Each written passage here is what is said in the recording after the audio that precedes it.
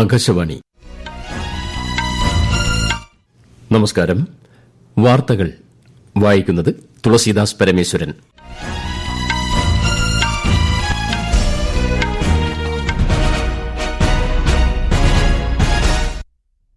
പ്രധാന വാർത്തകൾ. രാജ്യരക്ഷാ മന്ത്രി രാജ്നാഥ് സിംഗ് സംയുക്ത സൈനിക മേധാവി ജനറൽ അനിൽ ചൌഹാനുമായി കൂടിക്കാഴ്ച നടത്തി. പാകിസ്ഥാൻ പൌരത്വമുള്ളവർക്ക് രാജ്യം വിടാനുള്ള സമയപരിധി അവസാനിച്ചതോടെ 537 പാക് പൌരന്മാർ ഇന്ത്യയിൽ നിന്ന് മടങ്ങി. പത്മ പുരസ്കാരങ്ങൾ രാഷ്ട്രപതി ദ്രൌപദി മുർമു ഇന്ന് വിതരണം ചെയ്യും.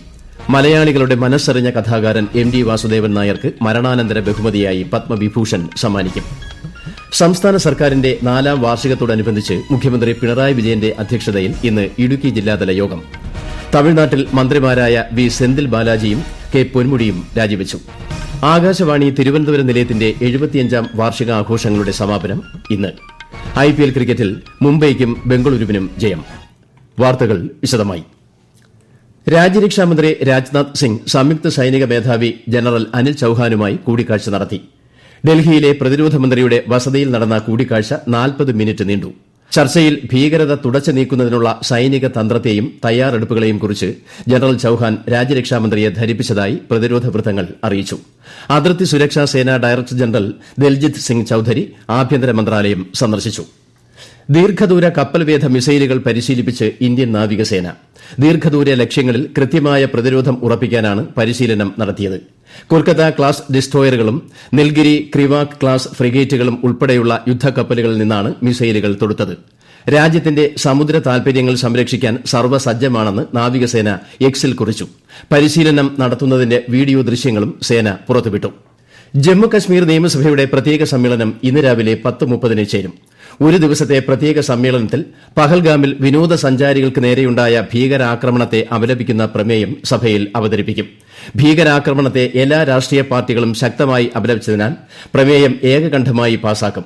മന്ത്രിസഭാ യോഗത്തിന്റെ അഭ്യർത്ഥന പരിഗണിച്ചാണ് ലഫ്റ്റനന്റ് ഗവർണർ മനോജ് സിൻഹ പ്രത്യേക സമ്മേളനം വിളിച്ചു ചേർക്കുന്നത്.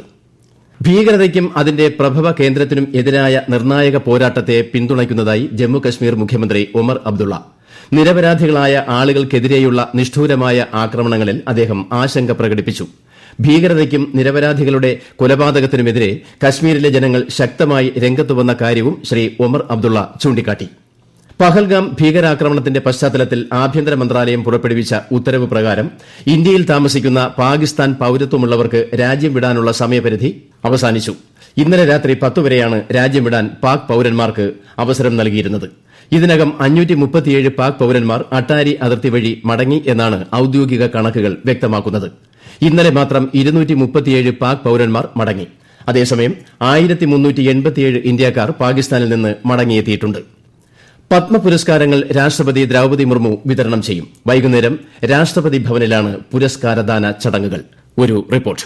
പത്മവിഭൂഷൺ, പത്മഭൂഷൺ, പത്മശ്രീ എന്നിങ്ങനെ 3 വിഭാഗങ്ങളിലായാണ് പുരസ്കാരങ്ങൾ നൽകുന്നത്. കല, സാമൂഹിക പ്രവർത്തനം, ശാസ്ത്രം, എഞ്ചിനീയറിംഗ്, വ്യാപാരം, വ്യവസായം, വൈദ്യം, സാഹിത്യം, വിദ്യാഭ്യാസം, കായികം, സിവിൽ സർവീസ് എന്നിവയുൾപ്പെടെ വിവിധ മേഖലകളിലെ പ്രവർത്തനങ്ങൾക്കാണ് പുരസ്കാരങ്ങൾ നൽകുന്നത്. 7 പത്മവിഭൂഷൺ, 19 പത്മഭൂഷൺ, 113 പത്മശ്രീ ഉൾപ്പെടെ 139 പുരസ്കാരങ്ങളാണ് ഇത്തവണ സമ്മാനിക്കുന്നത്. കേരളത്തിൽ നിന്നും ശ്രീ MT വാസുദേവൻ നായർക്ക് മരണാനന്തര ബഹുമതിയായി പത്മവിഭൂഷണും, ശ്രീ ജോസ് ചാക്കോ പെരിയപുരം, ശ്രീ PR ശ്രീജേഷ് എന്നിവർക്ക് പത്മഭൂഷണും, ശ്രീ IM വിജയൻ, ശ്രീമതി K ഓമനക്കുട്ടിയമ്മ എന്നിവർക്ക് പത്മശ്രീയും സമ്മാനിക്കും. പ്രശസ്ത ചലച്ചിത്ര നടി ശോഭനയ്ക്ക് പത്മഭൂഷൺ ലഭിക്കും. വയലിനിസ്റ്റും സംഗീത സംവിധായകനുമായ ഡോക്ടർ L സുബ്രഹ്മണ്യം, പ്രമുഖ എഡിറ്ററും മുൻ പ്രസാർ ഭാരതി ചെയർമാനുമായ A സൂര്യപ്രകാശ്, സിനിമാ നടന്മാരായ നന്ദമുരി ബാലകൃഷ്ണ, S അജിത് കുമാർ തുടങ്ങിയവരാണ് പത്മ പുരസ്കാരങ്ങൾ ലഭിക്കുന്ന മറ്റു പ്രമുഖർ. News desk, Akashvani.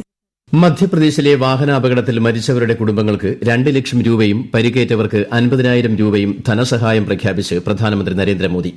മധ്യപ്രദേശിലെ മന്ദ്സൌറിലുണ്ടായ അപകടത്തിൽ അദ്ദേഹം അതീവ ദുഃഖം രേഖപ്പെടുത്തി. ഈ വാർത്തകൾ ആകാശവാണിയിൽ നിന്ന്.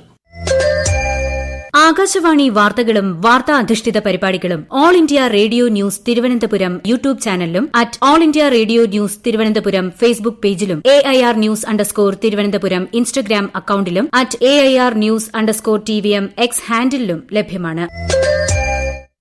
ആകാശവാണി തിരുവനന്തപുരം നിലയത്തിന്റെ 75ാം വാർഷിക ആഘോഷങ്ങളുടെ സമാപനം ഇന്ന് വൈകുന്നേരം തിരുവനന്തപുരം ടാഗോർ തിയേറ്ററിൽ നടക്കും. ഉദ്ഘാടനം പ്രശസ്ത ചലച്ചിത്ര സംവിധായകനും ഗാനരചയിതാവുമായ ശ്രീകുമാരൻ തമ്പി നിർവഹിക്കും. ആന്റണി രാജു MLA അധ്യക്ഷത വഹിക്കും.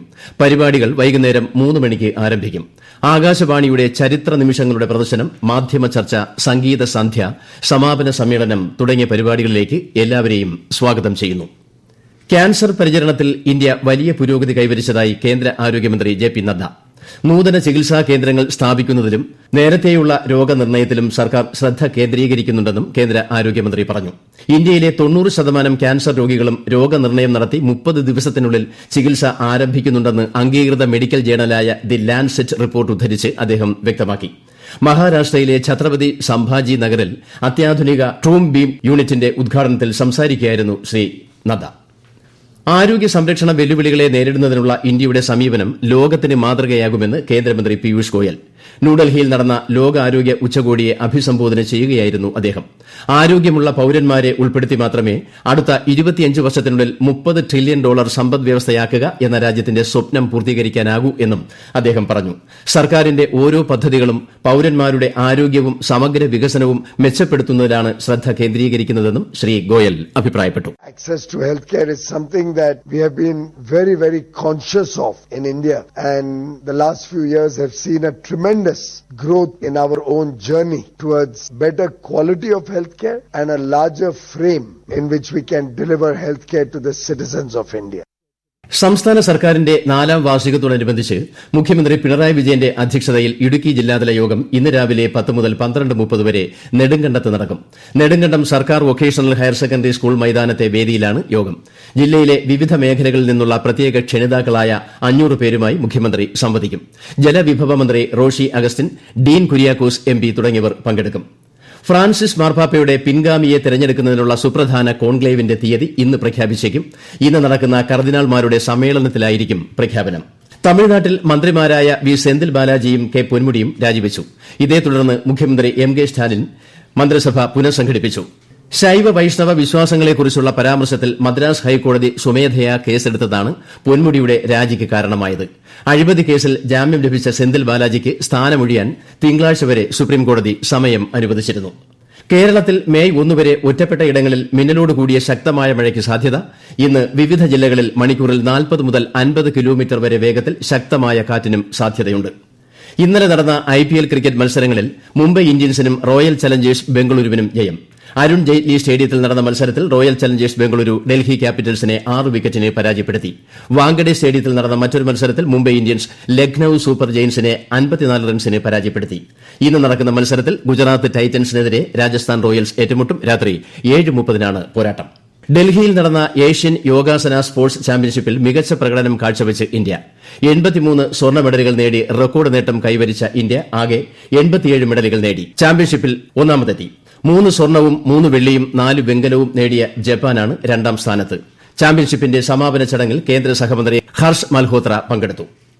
ഭുവനേശ്വറിലെ ഈ വർഷത്തെ കലിംഗ സൂപ്പർ കപ്പ് ഫുട്ബോളിൽ ഇന്നലെ കലിംഗ സ്റ്റേഡിയത്തിൽ നടന്ന കളിയിൽ പെനാൽറ്റി ഷൂട്ടൌട്ടിൽ നോർത്ത് ഈസ്റ്റ് യുണൈറ്റഡ് FCയെ 5-4-ന് പരാജയപ്പെടുത്തി ജംഷഡ്പൂർ FC സെമിഫൈനലിൽ എത്തി.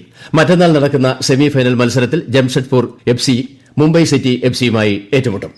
വേവ്സ് 2025 ഉച്ചകോടിയുടെ ഭാഗമായി നടക്കുന്ന India A birds eye view challenge മത്സരത്തിലെ 5 ഫൈനലിസ്റ്റുകളെയും ഹാൻഡ് ഹെൽഡ് ഉപകരണ രൂപകൽപ്പന മത്സരമായ ഇന്നൊവേറ്റ് ടു എഡ്യൂക്കേറ്റിലെ 10 ഫൈനലിസ്റ്റുകളെയും പ്രഖ്യാപിച്ചു.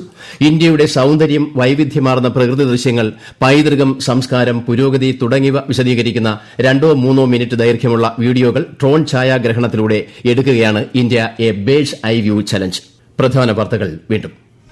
രാജ്യരക്ഷാമന്ത്രി രാജ്നാഥ് സിംഗ് സംയുക്ത സൈനിക മേധാവി ജനറൽ അനിൽ ചൌഹാനുമായി കൂടിക്കാഴ്ച നടത്തി. പാകിസ്ഥാൻ പൌരത്വമുള്ളവർക്ക് രാജ്യം വിടാനുള്ള സമയപരിധി അവസാനിച്ചതോടെ 537 പാക് പൌരന്മാർ ഇന്ത്യയിൽ നിന്ന് മടങ്ങി. പത്മ പുരസ്കാരങ്ങൾ രാഷ്ട്രപതി ദ്രൌപദി മുർമു ഇന്ന് വിതരണം ചെയ്യും. മലയാളികളുടെ മനസ്സറിഞ്ഞ കഥാകാരൻ MD വാസുദേവൻ നായർക്ക് മരണാനന്തര ബഹുമതിയായി പത്മവിഭൂഷൺ സമ്മാനിക്കും. സംസ്ഥാന സർക്കാരിന്റെ 4ാം വാർഷികത്തോടനുബന്ധിച്ച് മുഖ്യമന്ത്രി പിണറായി വിജയന്റെ അധ്യക്ഷതയിൽ ഇന്ന് ഇടുക്കി ജില്ലാതല യോഗം. തമിഴ്നാട്ടിൽ മന്ത്രിമാരായ വി സെന്തിൽ ബാലാജിയും കെ പൊന്മുടിയും രാജിവെച്ചു. ആകാശവാണി തിരുവനന്തപുരം നിലയത്തിന്റെ 75ാം വാർഷികാഘോഷങ്ങളുടെ സമാപനം ഇന്ന്. IPL ക്രിക്കറ്റിൽ മുംബൈക്കും ബംഗളൂരുവിനും ജയം. വാർത്തകൾ കഴിഞ്ഞു. അടുത്ത വാർത്താ പ്രക്ഷേപണം ഉച്ചയ്ക്ക് 12:30.